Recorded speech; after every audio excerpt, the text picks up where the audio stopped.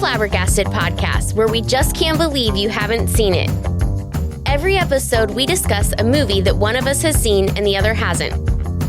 Follow us on Instagram @FlabberPod and subscribe in your podcast app of choice.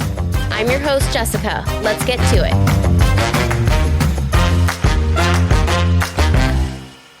Thanks for joining us as we are You're here welcome. to talk about Fight Club, a 1999 mystery thriller drama, rated R. Comedy. There was a little bit of comedy in there. Rachel laughed. 2 hours and 19 minutes long. A ticking time bomb insomniac and a slippery soap salesman channel primal male aggression into a shocking new form of therapy. Their concept catches on with underground fight clubs forming in every town until an eccentric What app are you gets using? in the way and ignites an out-of-control spiral toward oblivion. This is way too long of a summary. It was 2 lines. 2 lines? Yeah. No shot. That was a paragraph and a half. Directed by David Fincher, starring Edward Norton and Brad Pitt and Meatloaf and Helena Bonham Carter. Jared Leto. Was he the blonde guy? I saw him in the credits and then I forgot about him. Yes, he was the blonde guy. Okay.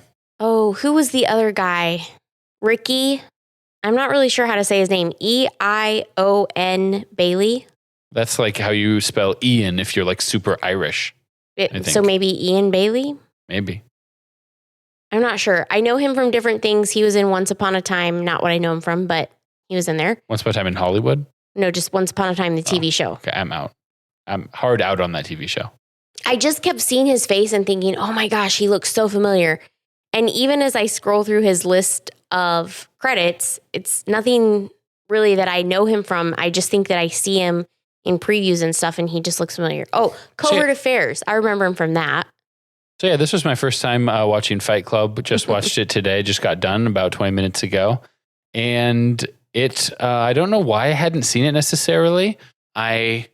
Some of the movie people that I really respect, the critics and stuff, really like David Fincher and feel like he's one of the better or best directors going right now. So it just happened to, I was 8 when it came. I turned 8 the day after this movie released. So I missed. There was no like natural progression of seeing the movie.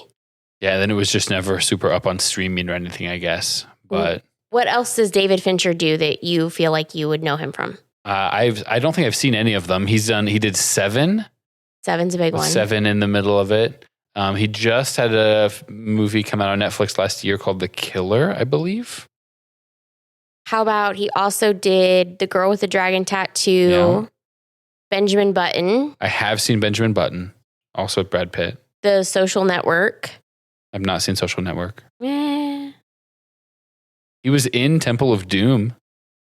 Gone Girl? Oh, he did Gone Girl. I've seen Gone Girl.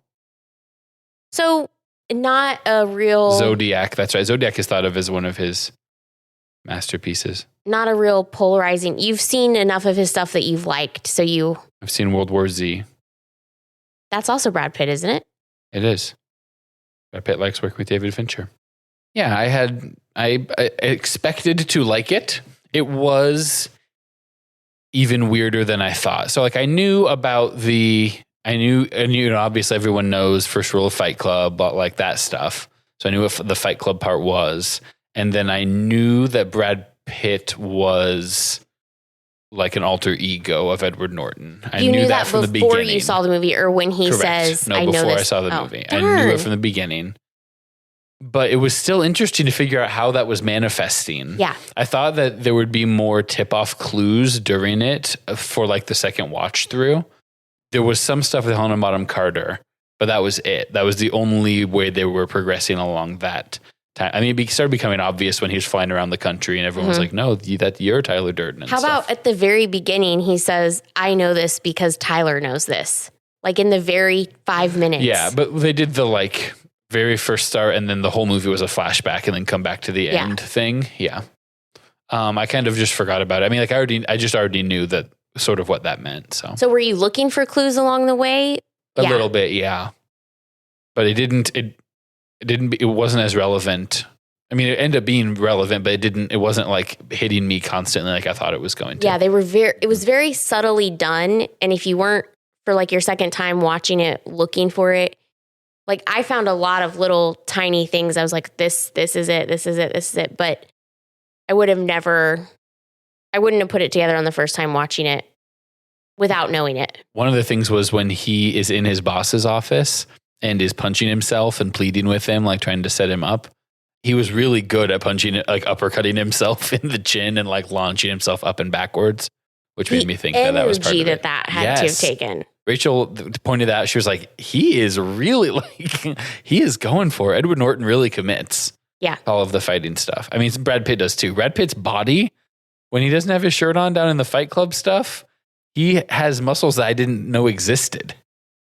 I mean, it's not that it's like he has crazy like muscle tone, but it's that he's so skinny, right? It's almost more of a skin and bones thing. So I read something that said as they were filming the movie, they chose, and I don't know who chose, but they made a decision to make Brad Pitt kind of skinnier, less healthy looking in the beginning of the movie, and they would switch places towards the end of the movie. So as they're filming throughout, Brad Pitt looks healthier and is filmed in a healthier way, and Edward Norton is looking like he's declining.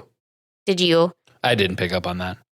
I did just check to see if Troy came out not long after that to see how much Brad Pitt's physique would have had to change, because he's much more muscle bound, I think, in Troy. But it was 5 years later. So a lot of the little things that I have are just ways that they played off that big twist of them being the same. I figured. Before I get into that, really, because if you have any of those, I want to hear them. But my first thing is he goes to the doctor. Like, this is in the beginning of the movie. That was weird. Go ahead. Because the doctor was like, you just need a healthy night's sleep and exercise more. Like, he wouldn't give him anything to sleep. Right. And so I wondered, it was like, that's not realistic. A doctor would not hesitate. Wait, it's not realistic? That made me wonder if this was set in like a slightly alternate, because I mean, I guess they never say that they're in New York City. I was just assuming it was something like New York City. I was like, it seemed intentional. I was trying to figure out like why a doctor would not prescribe. I mean, I think it was supposed to stick out as weird. I don't think it was just like an anachronism. I think it was. It's interesting that it sticks out as weird to you when I'm like, yep, there's our healthcare system at its finest. Really? Yes. That a doctor refuses to prescribe anything and says chew on valerian root and exercise more? Yes. When you have insomnia, you haven't slept in days? Yes. I mean, I never go to the doctor, so I don't know. Maybe it's less likely now than it was in 1999. Yes, 25 years ago. But for sure, I think this is very realistic. Not every doctor. I want to be very clear about that. Right. Because if that was my doctor, my response would be, I need to find another doctor. But I don't think that it's... Yeah, he does give up after the one doctor. Well, because he gets really into the movie had several different acts, which I thought was interesting. It wasn't all about the Fight Club and the logistics. I thought there was going to be more Fight Clubbing. Not that there was like too little or whatever, but I was surprised that the journey that it took to get there, and that Fight Club's really in the middle. I thought it was going to be more. I thought it was going to take longer to get there, and then we were going to stay there longer and then resolve the Fight Club. But instead, the Fight Club was a stepping stone to a whole different thing that I had not been aware of. I knew coming in, I had heard that there was like kind of an anti-capitalist like advertising theme, which there was a lot of that at the beginning, and it had just spiraled way away from that by the end. So it's like, what is this about? Is it about mental health? Is this our question for every movie that we watch? What is this movie about? I think it's a good question when you're watching a movie. What's it trying to tell me and what's it about? It's definitely about mental health.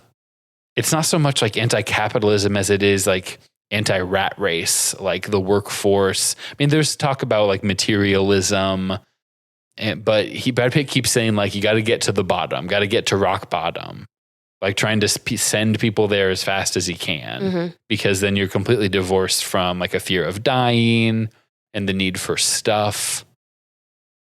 But like he still sells soap that he makes out of human fat for some reason. Oh, which is a whole thing that I was like, I can't watch that part. Right. That was when Rachel was the most grossed out. When he tries to toss one of the bags, he gets caught in the barbed wire and it's dripping just down. dripping open. So I don't know. What did you think about the different sort of, each act sort of had a different theme? Because we had beginning with him at going to all of those support groups. Mm-hmm. Have you ever, I've never been to a support group like that, or would have considered going to one. I have never been to a support group like that. It's an incredibly personal question. But after I watched this movie, this is my takeaway. Like, this is what I think the movie is about. Great. You have responsibility and you have influence. And if you aren't careful, it can get away from you. Wow. So the theme, and the moral of the story was that he didn't keep a close enough eye on himself. I don't know that it's about him keeping an eye on himself. But I just think like even if you start at the beginning of the movie, he's dealing with things and he sees the one doctor. He doesn't get answers for his insomnia. He lies at all the support groups. He just keeps spiraling down and bigger and this snowballs. And at the end of the movie, it's completely out of his control and he's taking drastic measures to bring it back under his control. But one of the big things that caused that spiral was his like psychotic break, like schizophrenic other blew up his apartment. Yeah. And he legitimately didn't know. Yes. So it's like he wouldn't have spiraled to that extent if that hadn't happened. Right? There was a huge event that caused that break. So I don't know if he met Brad Pitt before. Right. And so how did he know how to freeze the lock? But he would have already had to plant the dynamite and blow out the pilot light and do all of that stuff. So him meeting Tyler on the plane was predated by him actually planning to blow up his own apartment. Or did it happen when he was, quote, waiting for his luggage? Did what happen? Is that when he went while he was waiting for his luggage? Was he only Brad Pitt when he was asleep? No. Because he says at the end, Brad Pitt says at the end, at the middle, at the half end. There's a changeover? He says that sometimes you act like you're stepping back and watching me do these things. Mm-hmm. And sometimes you don't know that I'm doing them. Mm-hmm. So I think it didn't manifest in a very clear-cut way. Right. Because then he's also flying all over the country, but logistically, he was blacked out for 2 months solid while Brad Pitt was doing all of that, flying to all the other cities to do that. I guess it's just a suspension of disbelief thing. Like he was that blacked out for that much of it.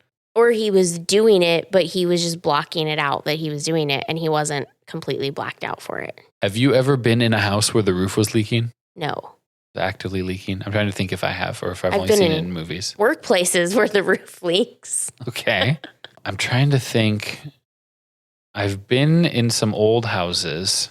I don't think I've ever had to set up a bucket or anything. I never understood that. Like I'm watching it, even this past time that I was watching it, and I'm like, what are you doing here? This is gross.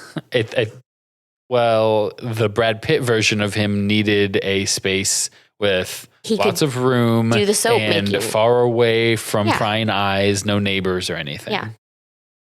The soap making. I mean, whenever he said soap early on, I was like, that's just explosives. You're just referring to explosives. But how did he know? How did Edward Norton know how to do all that stuff? He was Google. They didn't have Google on your phone. I mean, Google existed, I guess. So he had all of this time where he's to read the Anarchist Cookbook, soaking up crazy amounts of useless information. From where? That weren't really useless. Anywhere. What did you think about those weird personification of body part quotes that he kept saying? Like the reading the book. He's reading that book, and then later on he's whatever. This is Jack's unrequited frustration and not being included or whatever. It's a reflection of his behavior, how he's really feeling about everything. Yeah, but he's just a couple steps away from realizing like really what's happening. Yeah, he's not connecting it super well. How realistic do you think this movie is? You know men. Do you think men want to fight like that? Can you imagine Jeremy fighting me? There's whole sports about it. Yeah, but they're getting paid and there's rules. That is the one thing. There are rules and they are getting paid, but at the same time, you're still they're still fighting. So you equate, when you are watching them fight in that basement, like that's basically just MMA. Like that's a real thing that happens. I'm like, that's what happens when it goes a little too far and there's nothing regulating it. And do you think that's happening in towns across America under our noses? I mean, I don't know that Fight Club is happening in towns across America under our noses, but even if I did, I wouldn't because they don't talk about it. They woke. I never got into fights at school. Like that wasn't a me thing, but I hear about people doing that. But they're not fighting because they're mad at each other. You know, they're not fighting for a reason or over something. They are fighting for the sheer physicality of the fighting. To release the aggression. Yeah. And because they are, you know, they have aggression because they are frustrated about how their lives are going or whatever. Yeah. But, you know, the fights I saw in high school were two girls fighting over a guy or whatever. Like there was a reason for it. And these guys like tap out and then just shake hands and walk back to the circle. Like it's not fighting for a reason. It's the fight. It's the blood itself. It doesn't seem like a hard stretch for me to think. It's not the kind. If men are into that, it's not. I'm not one of those men. I don't think that I could not. Has there been a women fight club? I wouldn't know that. No, like the movie. And the no, it's WWE. There hasn't been a female version of Fight Club that I'm aware of. Yeah. I guess what I'm trying to say is like people, they're frustrated and this is why they're doing Fight Club, right? Yeah. They're not frustrated with their opponent. But what's the difference between that and like, what do they call it? Anger cleaning? Okay. Or those, what are they called? Rage rooms? Yeah. Like, I mean, it's very similar roots of the same thing. Yeah. There's just, instead of an inanimate object, you're fighting an actual person. Yeah. There's a gym/fitness club called Female Fight Club. The thing about Fight Club is that it is about the fighting, but it's also becomes like a worship of the Brad Pitt, like persona. Yes. That everyone is just like, okay, whatever you say. And they just adopt this naturally. Like he doesn't really, are we back to like the Jack and what's his face in Lord of the Flies concept? I don't know. Yeah. He doesn't it's really like ask his natural for charisma. It. Yeah. They just start. And he just tells them, you have homework. And then they obey, like without even thinking.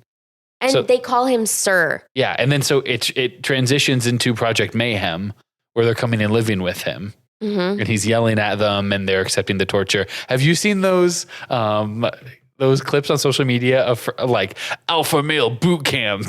And it's them getting waterboarded and going through like Navy SEAL training. It's these like scrawny, weird, like MAGA guys that are getting yelled at and stuff. That's kind of what it reminded me of. I have not seen that. I am happy for you. Continue your life. I mean, the videos I see are of those people being made fun of. Yeah. Or people who are going to like, make your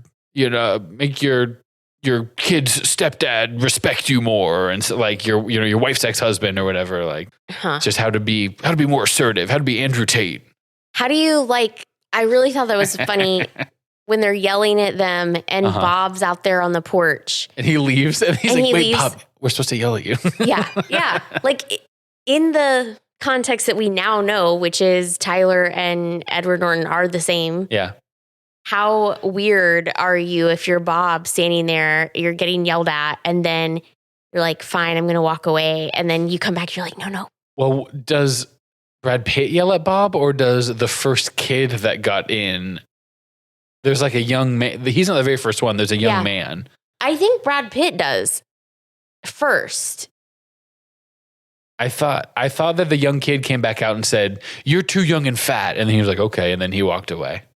No, I think Brad Pitt does it to both of them. They're both standing on the porch. He does it to both of them. And then he lets the one kid in, I think. Maybe not, though. Because it's the one kid by himself for a while. Then he gets inducted in and shaves his head. And then he goes out and yells at the next group. He gets to yell at people, yeah. So that could have made it feasible. Because it's really Helena Bottom Carter who it's weird for. Yeah. Right? They're sleeping together. I mean, not sleeping. They're active together in the bedroom. And then as soon as she comes downstairs, he yells at her. Like, get out of, like, why are you here? Get out of here. And she's like, you're kind of trying to figure out what is this? Like, what's happening here? He says they're never in the same room. Just like my parents played that, game for years when I was young. And then there's the whole Tyler thing where he's like, don't tell her about me. Which is like, don't talk to her about me, which is weird. It is weird. Yeah, and so those were when we talk about me knowing that aspect of it before on my first viewing, those were the things that stuck out, was the stuff with her. Yeah. Because otherwise it didn't really they made think about it that much, more noticeable with her. But like when they're on the plane and they pull out the briefcase, same briefcase. Right. Like there's little clicks like that made it more noticeable, I think. I noticed that row that exit row they were sitting in, they had to be in business class or something. They had so much leg room. Yes. Even exit rows are half that size now. Yeah. That was crazy. That was crazy. That's I did notice that. Yeah, for sure. Wow. So yeah, that's the thing is that he's such a charismatic leader of Fight Club that they then go to obey him. It's kind of like, well, we see it now. There's a certain class of men in this country that want a charismatic, I guess, want a leader, want someone to follow and tell them what to do and to believe that there's a plan so that they can prove that they have worth and value. That's where I'm like that whole you have influence thing. Yeah. Just the concept of like social influence. Yeah. And maybe you don't even realize it. Like, because Edward Norton doesn't realize he's Tyler until towards the end of the movie. He doesn't realize he has that in influence. him. Yeah. Mm-hmm. Yeah. He doesn't have influence in Edward Norton mode, except when he's threatening his boss. He busts out into Tyler mode sometimes when he's threatening his boss. Not like he is Tyler, but he exhibits Tyler-like tendencies. He has enough influence that they respect him. Yeah. But then his boss is like, who do you think you are? I'm just firing you. Like, this is not what we're doing. And he's like, no, you don't. You're not doing that. When he holds the cashier up from the convenience store at gunpoint and forces him to go follow his dreams of becoming a veterinarian, that was wild. And then you see later on in the movie, there's all of these driver's licenses hanging out behind the door or whatever. I thought that was crazy. How about when this whole movie is crazy. There's all of these little things that are just... It's pretty crazy. Crazy. But when he's trying to stop Project Mayhem and he has all the files... He can't do it. And he goes into the police station. Everywhere he goes. And they try to cut off his balls. Yeah. They're like, you said you would try to stop this. You said you'd say that. Yes. Well, no, I really am. I'm not. You're right. I am Tyler. We must support this immediately. You said you'd definitely say that. Yeah. I thought that was pretty crazy. And like, because what was Brad Pitt doing? Why pre-sabotage Edward Norton in that way? Because if he cuts off his balls, he's just cutting off his own balls. There's some of that like weird meta theory at the end where it's like the self-preservation aspect. Brad Pitt doesn't actually want him to shoot himself, because that is him as well. Yeah. Here's another question for you. Does Tyler Durden have a point? Is there any point where you're on Tyler Durden's side with like his whole plans? He blows up 10 buildings to try to destroy the concept of credit scores and reset everyone at 0. Is that a good idea? No. Why? I mean, now it's obviously not a good idea because it wouldn't actually work. Yeah, too much. I much didn't even know that it internet. would work then. Yeah. Do you think that his philosophy is a good one? Detach from all material objects, try to destroy the forces at work that are advertising to people and are like keeping people stuck in the rat race? I think he's taking a really macro version of things, and it's not an absolute thing. You can't, people can and they do, but what value is it to make it a one size fits all like argument? Like, he doesn't have any attachments because there's nobody. His dad walked out on, didn't he say? And he doesn't have a mom. Yeah. He doesn't have any family. He doesn't really have any friends. He doesn't have any attachments. So for him, he's already halfway there. So it's like he doesn't have a lot to lose. Right. Like he's already has a very he's different attached to viewpoint. his IKEA stuff. I didn't realize IKEA had been around for that long. I actually didn't either, but I loved how it was very IKEA catalog-y, the way they went through the apartment and had the little pop-ups of the name and that's very IKEA catalog. And from that part of the beginning, I thought this was going to be, have you seen American Psycho? Christian Bale? I have not actually. Oh, okay. It reminded me of that a little bit at the beginning because it's very fourth wall breaking. We have a lot of fourth wall breaks. He's constantly talking to the camera. IKEA has been around since 1943. Wow. Sorry, IKEA. I do love some of your stuff. Well, how long have they had a strong presence selling furniture in the United States? Got to be like 80s at the earliest. We're going to the peanut gallery for the answer to Founded, that. it's a Swedish company. 1985. Nailed it. So it's a weird movie. It has lots of mini themes. I mean, I jive with like the, equality, like there wasn't a lot of like, look at these rich people and trying to like knock them down a peg. It would have made him a little more sympathetic. Yeah. It was just like, oh, look at you, Mr. IKEA, Mr. Wearing ties, going to work. Which is like, okay, like I get that. I don't like going to work either. But there's a weird, like mixed message kind of thing. Like what exactly was the message? I mean, I think it's a weird mixed message type thing because he's trying to make it a one size fits all. And I used to be, this is a very black and white, like this is right, this is wrong. But I think everybody has their own compass and everybody has their own perspective of like where things are coming from. So it's not like that. Yeah. The movie poster for Fight Club is a famous thing people talk about, like, oh, that freshmen have up in their dorm rooms when they go to college, right? I think it's more 10, 15 years ago than now. Do you think that the impact that Fight Club has had on society, like its reputation, has been misunderstood?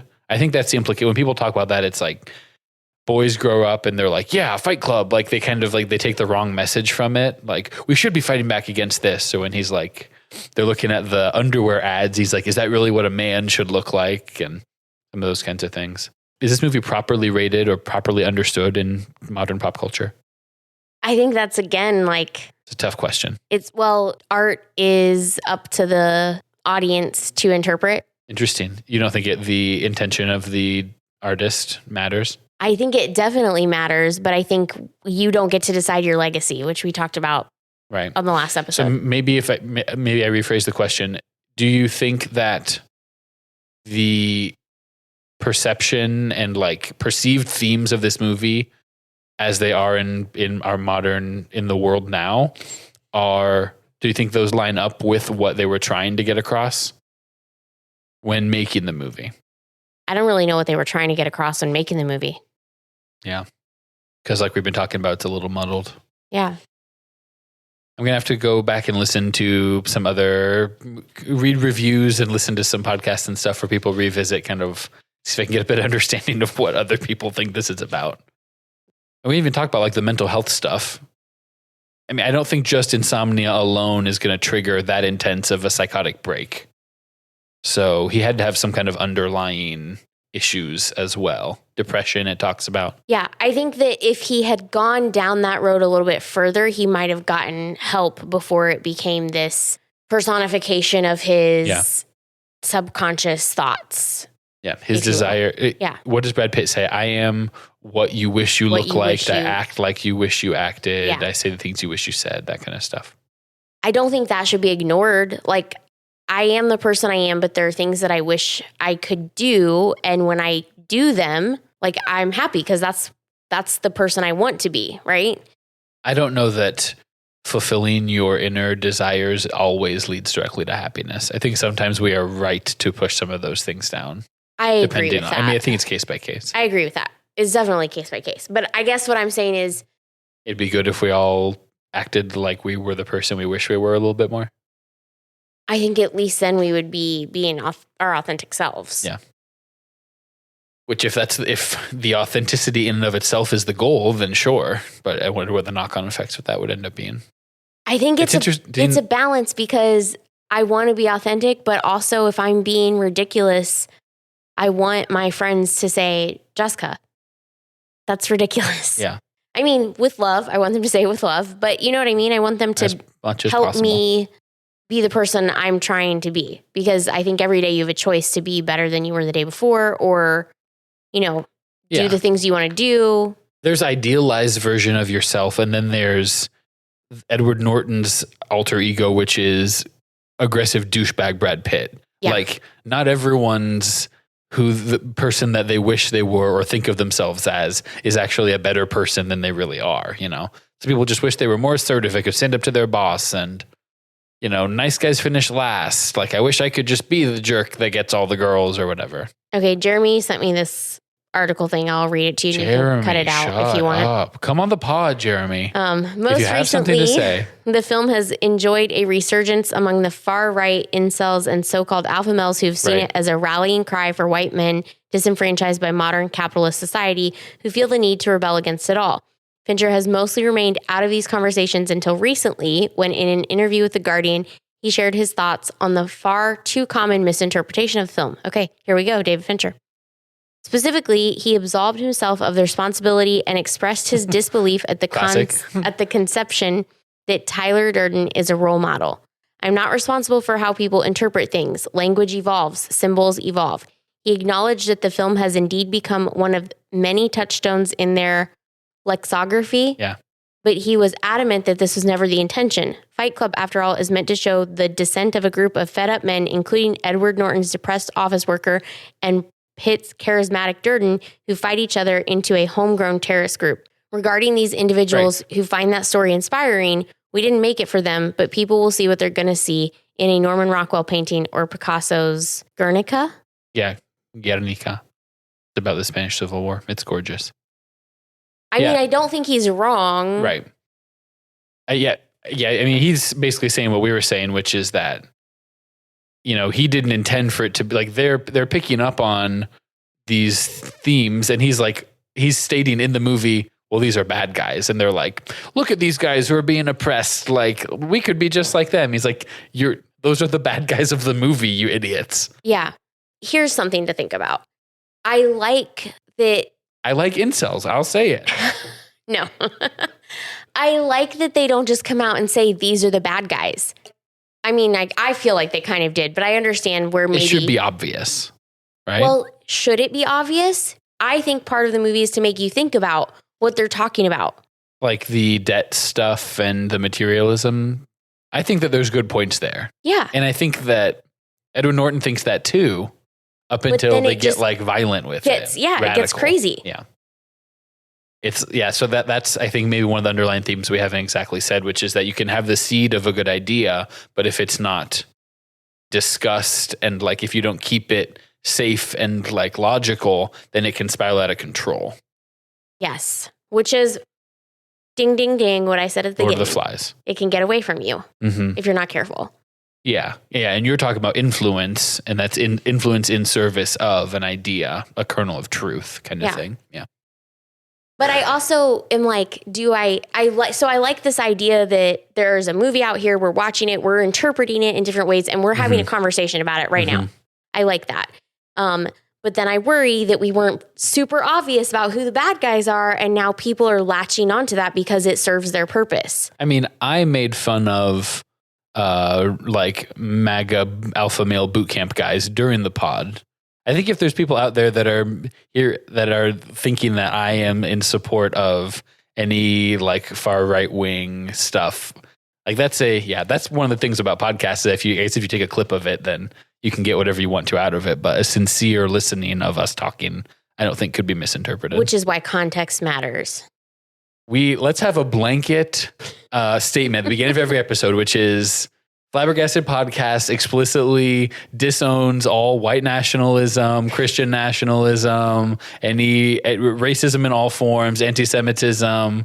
It's Pride Month when we're recording this, so homophobia and xenophobia for sure. What other phobias do we... Arachnophobia we disown in all of its forms. Do we really... It stinks that in the year 2024 we have to kind of state that explicitly. Yeah, like you said, the context matters. But I feel like we've been pretty clear about the context. I mean, I think so too. But in the viewpoint of this movie, he's not so clear about these are the bad guys and what they're doing has gotten away from them. I mean, I felt like it was, they tried to cut off his balls. I think I agree, other than the part where they tried to cut off his balls, right? Because those people are sick and bad at thinking. They have poor logical reasoning skills, and that's why they follow the other real life people that they do that are in our world today, no matter how many felonies they're convicted of. Yes, agree.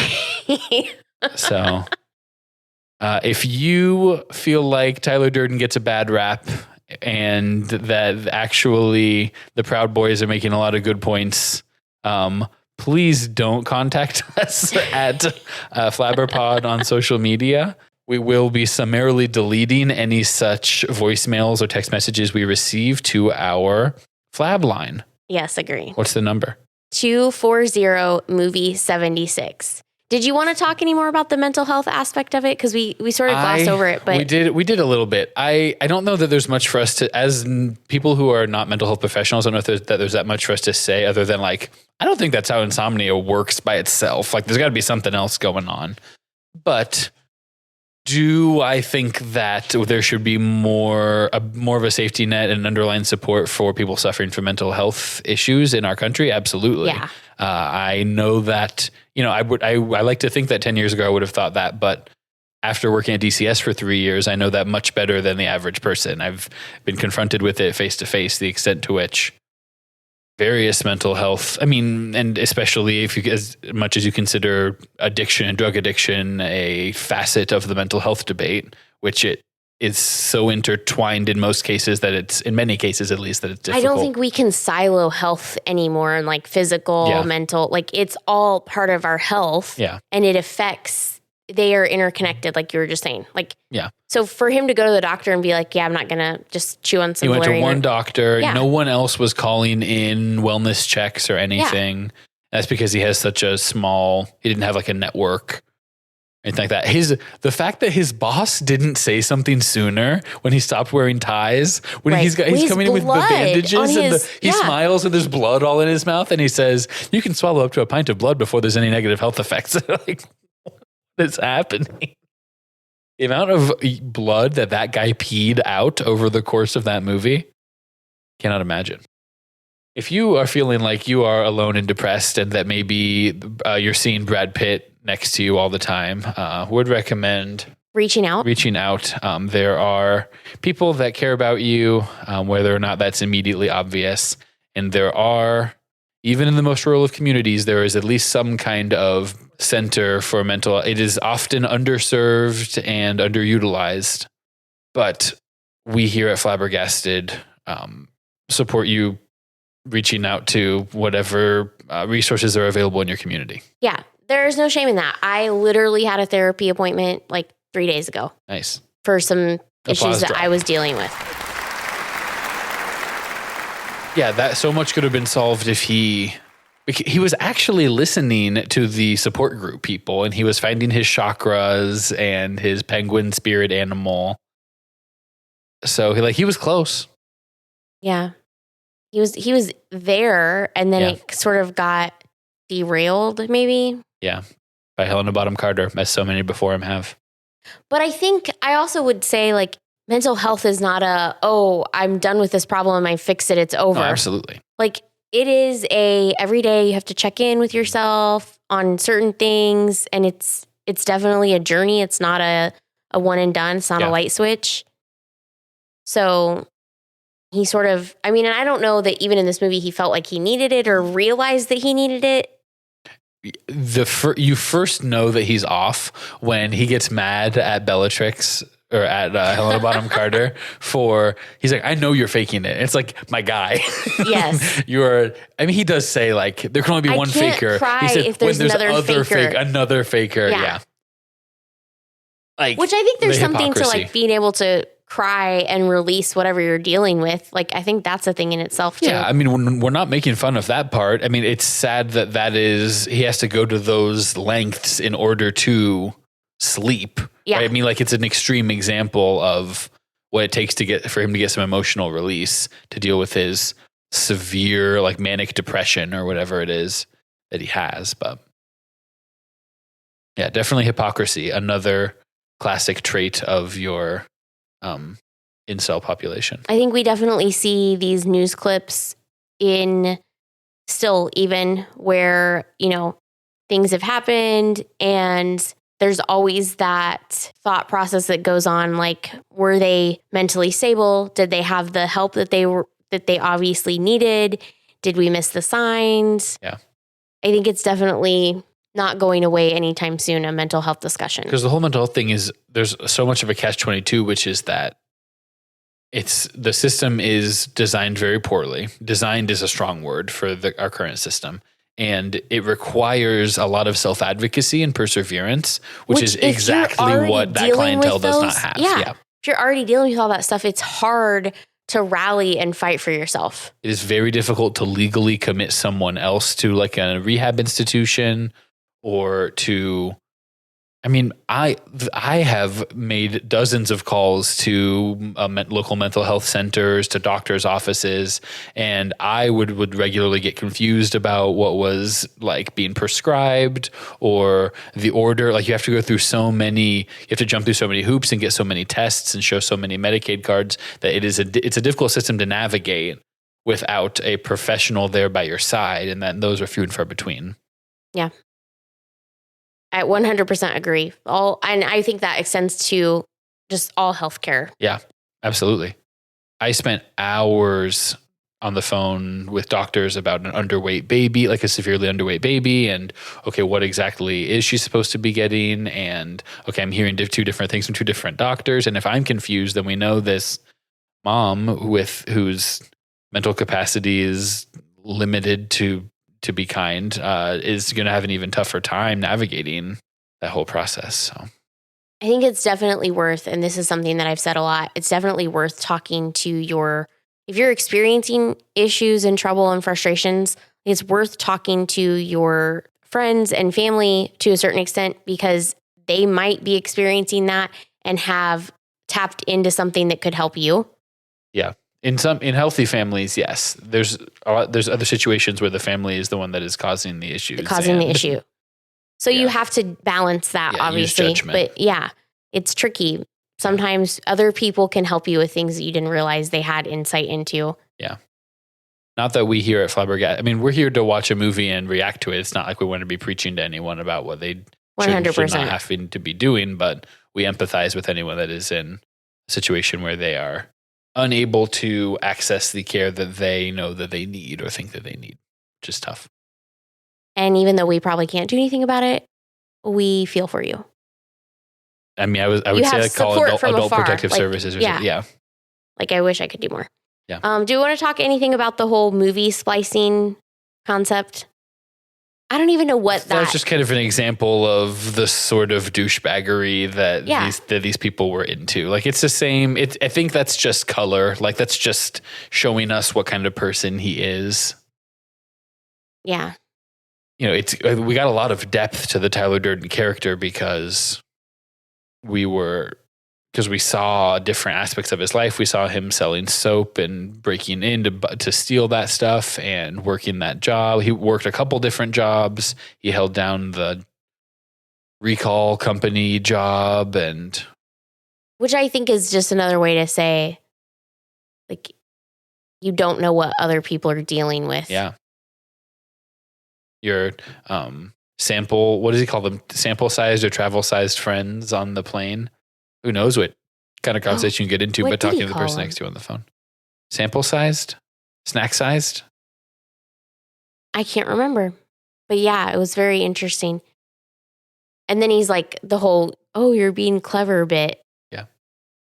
How's that work for you, being clever? Yeah. Well, get what you want.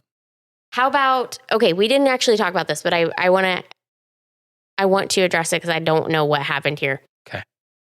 First of all, he finds, I don't even remember her name in the movie. Helena Bonham Carter. Marla, that's it. He finds Marla. They eat at the restaurant and he gets a sir. And so he has to clarify clean food. Yeah. Oh, which I guess part of my thing is, I get that you're rebelling against society and everything, but you're also taking it out on people who have no idea. Yeah. And is that really okay? I think they would say they're trying to take it out on like a whole class of people, that they reject the existence of this like bourgeoisie, like upper class, the consumer class of individuals who look down on them, maybe. I don't know. So it's clean just food, more idiot behavior. He puts her on a bus and says, get away from me. Yeah. Which doesn't work. I understand what that's like. I get that. And then somehow she ends up back at the building, which he prevents from exploding because he's in the parking garage. Mm-hmm. Yes. And he cuts the wire. And then he gets knocked out and he ends up tied to tied to the chair? He gets taken to a different building, I guess. Yeah. Okay, so that was part of my question. Is it the same building or a different building? Because Brad Pitt's like, even before he disarms the bomb, he's like, I've got a place we can go to watch it all go down. It'll be great. So I think when he falls down the stairs and passes out, Brad Pitt drags him to a different building.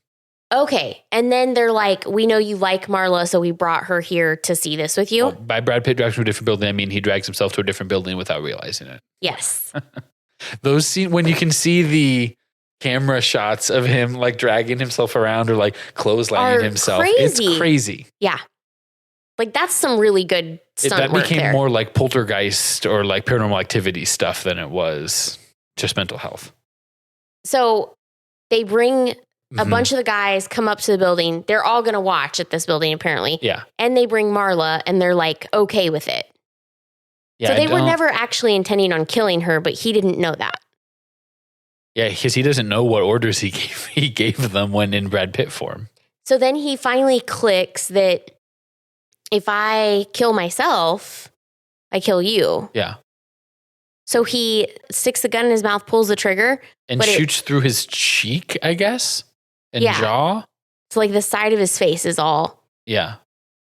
And that's enough to kill Brad Pitt? Apparently. Don't understand that. I didn't quite follow that either because he's gone then. So it must have been enough of a jar. Well, that's true. Jeremy just did air quotes like he's gone. Like he's gone for now. Yeah, he comes back in the mid-credit scene and asks him to join the Avengers.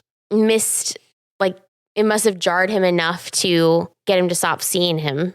Yeah. Because he seems pretty lucid. So do you think like he's accepted this is part of who I am now? And maybe that's the end of it? I just took it as that he figured out a loophole win condition and by shooting himself, it deleted Brad Pitt. And now he's good with Marla because they're sort of hugging towards the end. Like she's got her arm around him. He's like, okay, this is a thing now. We knocked on all these buildings, but there was no one in them because they had it planned that way. Which does make me happy that there's nobody in the buildings. But do you believe it? I don't know. That's the other thing. I mean, they're pretty thorough, but it was they're not a pretty extensive network of people. If two of the police officers... 3. Like... Oh, yeah, there were 3 of them. They pulled his pants off, but not his shoes. Yeah. It's difficult to do. Yeah. I mean, I don't know what to say. It's just very weird thing. Like, was that they're like, pull his pants off. They're like, do you want us to take his shoes off? No, he's got to run later on the scene. Leave the shoes on. Yeah. But just make it look as smooth as possible. Is it really faster to pull the pants off and not the shoes? Because they're just trying to get his balls cut off before the chief comes back in. So maybe they're just trying to pull the pants down and they end up coming all the way off. Yeah. Or he kicks out of him when kicking at him or something. Which if the chief came back in, he would have seen blood everywhere. Isn't it? Don't you usually bleed out when you get your ball? I guess that's what the rubber band is for. I don't know how that works. I'm not a doctor. Luke, if you're listening to this, or a veterinarian. Or a veterinarian. I thought they were going to have that guy become the Fight Club doctor. Oh, that could have been interesting. In Inglourious Bastards who sews up Von Hammerstein. Yeah. But they didn't. No. So at the end, they blow up and he's good and it's over. Yeah. I mean, I assume he's going to get arrested or something. He's giving the cops a bunch of information already. Yeah. I don't know. I don't know how it ends. Like, it just ends. Yeah. And I mean, as I think we've been talking around kind of the point, which is the like, it's not meant to be... It's not the prestige. It's not meant to be tidy. Yeah, it's not a Sherlock Holmes where he's like, it was because of this the whole time. Like the mystery aspect. It's like a crazy dude went crazy and did this crazy thing, and it's going to have both positive and negative repercussions. I'm sure. You know, I mean, it will throw the banking industry into chaos for a while. It's at least millions of dollars of real estate that got destroyed, and then which impacts the insurance industry and then all the construction stuff. So it's going to have some of the chaos goal that they were shooting for. Yeah. Those buildings collapsed really neatly. Like they did their homework. Oh yeah, on like they had like X number of floors where all the explosives were planted. They explosive went like straight down. Because that's the thing, you can do that, but you have to. It has to be really calculated, which I don't think is the same as throwing a bunch of explosives in a van. But okay. Well, I mean, I'm sure that was just one of the areas where it was planted downstairs or something. Okay, so. Would you watch again? Interesting. Rachel, before credits were even rolling, she was like, I'm not watching this movie again. I think I would watch it again. Yeah. Because the beginning of it is so weird with all the fourth wall breaking and like him talking about going to the self-help group or the help support groups and those different things. It's got enough different kinds of beats in it for me. And it would be good. I did watch it on our projector, which for some movies gets very dark. It was like I couldn't see hardly what was going on during some of the Parasite. Fight Club scenes. But dark. And the Fight Club scenes in this one, yeah. So I think there could be a good visual reason. And then just trying to see more of the details about what I missed. Yeah. So I think it would be worth seeing again. But not one that you're like, ooh, Fight Club's on, let's watch that. Again, I think that's a generational thing. I've never said, oh, something's on. I haven't had cable in 20 years. I forget about that. Yeah, that's true. I've really, unless I'm at I guess if I'm at a hotel, sometimes I'll see, but we usually just find them showing reruns at The Office, something like that. Yeah. I would probably watch it again. If someone was like, let's watch Fight Club, I'd be like, okay. But my friends we usually are playing board games in the evening, so. Got to be an intentional choice for me to sit down and watch a movie for the most part. Yeah. I get invited over to watch a Marvel movie occasionally at someone's house, something like that. All right. Thanks for listening. Call or text us at 240-MOVIE76. Follow us on Instagram at FlabberPod. Thanks, guys. Bye.